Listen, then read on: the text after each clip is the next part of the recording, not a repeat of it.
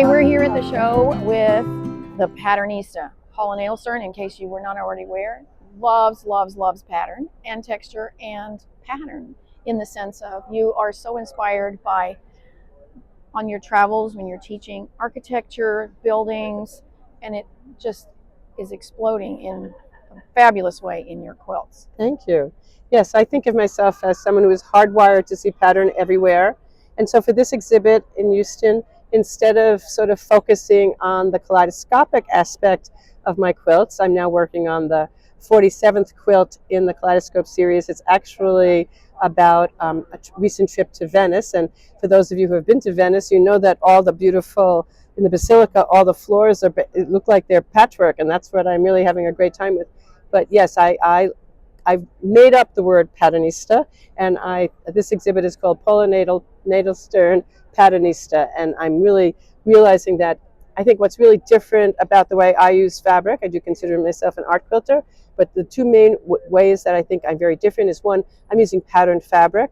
Sometimes it's fabric that I have designed for Benertex. Right now, we are promoting the 31st collection in the series. Only what would you call that? Yes, and what would you call your 31st? I called it 31. So please ask at your stores for the collection 31. That'll be out. But also, and so I put all my pattern fabrics together, and others. I love pattern fabric. I just love it all together.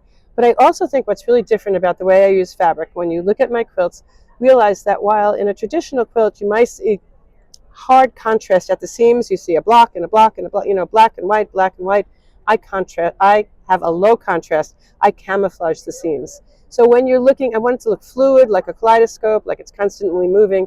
And so you may see something that looks like it's one solid pattern piece, but really may have 200 or 300 seams in it. Right. I'm really and you've been doing this not just for a few years. How long have you been doing this work? Well, I made my first quilt in 1969 in my college dorm. Me and a featherweight went to college together, and I cut up all my old clothes and sewed it back together into 10-inch squares and called it a quilt. But in terms of the kaleidoscope quilts, I made my first one in 1986.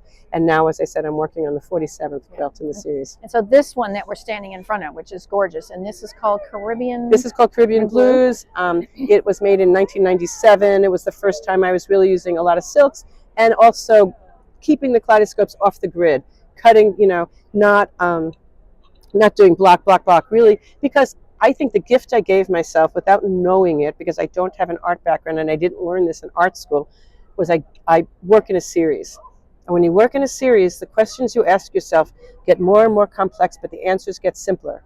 And so it's great because now I get to show you, the 30th quilt in the series, and then the something in the 40s. So this quilt, as I said, we're spreading off. It's hand quilted, because I was still doing a lot of hand quilting. The stitching is across there.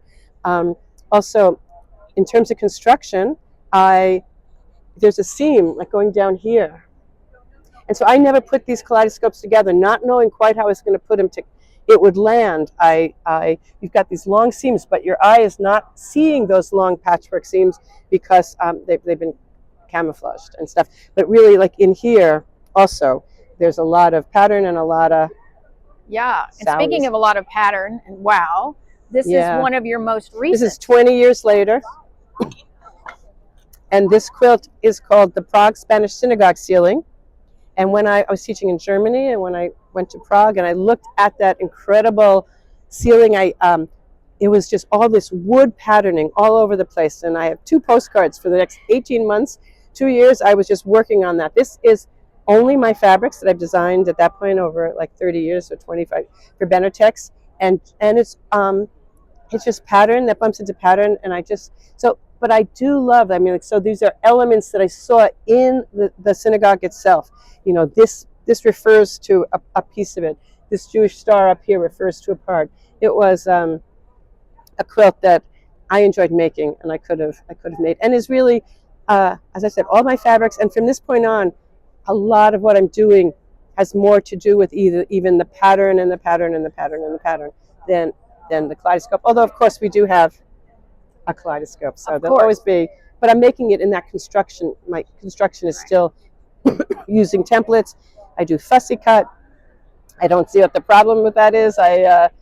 there's lots of streaming and podcasts. It's a lovely moment when you're cutting identical patches and stuff and things like that. So then this one over here is a little newer. And so this one, it was another piece that was inspired by one of your trips that you did for teaching. Exactly. I was teaching in Dubai, and one of my the quilt friends there said, "Oh, we must go to Oman. It's the loveliest country with wonderful people." So I said, "Okay." So we went, and there's a gorgeous mosque there. And outside the mosque, there's like a mile of these beautiful arches. And I was not it was like 110 degrees, but it was like not even quite sure. But it felt like this was a place to display every artist's mosaic arch, like a niche, N-I-C-H-E. I don't even know if I'm saying that word right.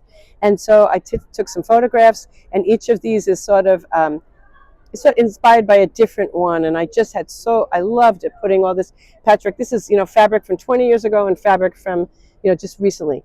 What was the hardest for me to make, actually, was to keep these lines really straight. And because I can do all the curves, I can do all the creating, but I'm hiding the seams. You're not seeing where things don't match. Right. But to make all this really, straight. Which is unbelievable that this is Paula Nadelstern, does all of this super complex, and this is the part that she struggles the most with. That's exactly right. That's the part. And the reason it references in the actual arches inside the mosque, and in many of the different mosques, different places, there is a motif of like dark blue, white, blue, white, similar to our checkerboard kind of, and that's what I was really referencing. I really wanted, because that's so dark blue and white, I wanted to keep this, you see this gray area. I had a white gray fabric, and I loved it. I thought, oh, so proud, what a great fabric for that. When I exhibited this as just a quilt top in Germany, just before it had to go to an exhibit at the International Quilt Museum, it was only a quilt top. I was going to come back and finish it. You couldn't see any of these. The white in here just popped out. And so finally, I live in a 2-bedroom apartment. I'm working in a little small space. It's on the wall. Sometimes it's not on the wall. I'm just looking. So I never had a chance to see it from far away. And now here I am in an exhibit, and I'm not liking it. And when I came home, and I had about 3 weeks to finish it, I ripped it all apart, and I redid all of this, and I put it in as that. Oh my gray, gosh! After you've done all this work, you have to take it all out. If you don't like it now, you're not going to like it when it's finished, and you have to do that. And yesterday I had here at Quilt Festival, I had this lovely moment when a few women came up to talk to me who said they were from Oman, and I said, "Oh my goodness, you have to see my Oman quilt."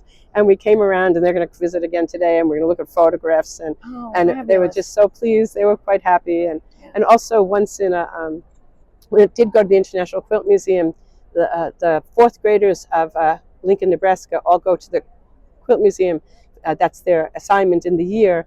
And a little girl, when the curator told this class that this artist makes quilts based on places she's been, and this is from the mosque, one little girl got very excited and said, "Oh, I go with my family every Friday to the mosque." And she called her parents, and she took photos, and she was really proud, and that made me very proud too. Well, there's another story that I really liked that you shared about the youngsters coming to see one of your quilts. So I'd love for us to go. I would love to go see, because it's a great quilt. Yeah. Okay. So tell us about this one. This is another one where the school kids, really had some fun reactions to the quilts. Yes, they wrote little notes afterwards thanking the museum staff for taking them through the exhibit.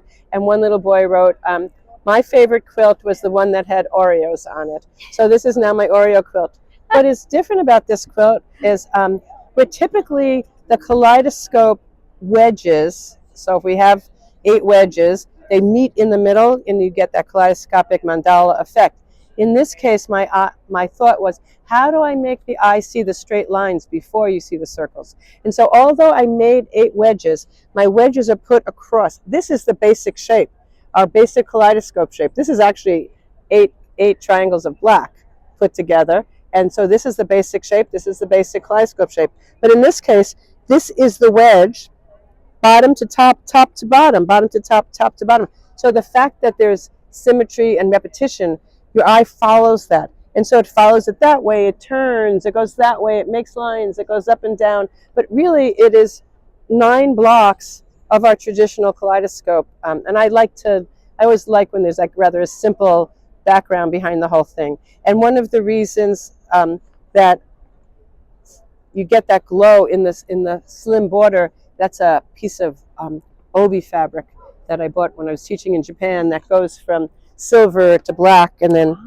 so you see that in quite a few of my quilts. That same, because when you buy obi fabric, it's only about 18 inches, but you get yards and yards. I don't even know how much. And I was really lucky because I fell in love with the silver to gray in front of a store, and it turned out anything in front of the store was half price.